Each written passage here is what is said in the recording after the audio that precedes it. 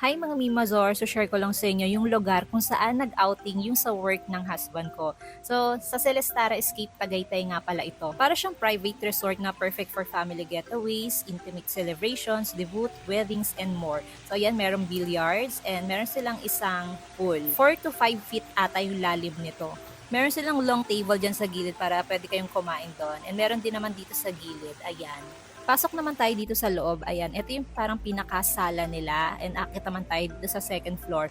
Meron silang 4 bedrooms with aircon. Ito yung room namin. May dalawang bintana and sa kabilang bintana doon mo makikita yung view ng pool.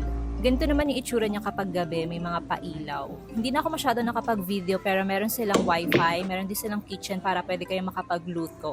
Ang saya din pala mag-billiards, no? At eto naman, tignan nyo, ang dami naming food. Grabe, ang sarap nitong nilaga. Perfect sa malamig na panahon. So, ayun lang. That's all for today's mini vlog. Thanks for watching.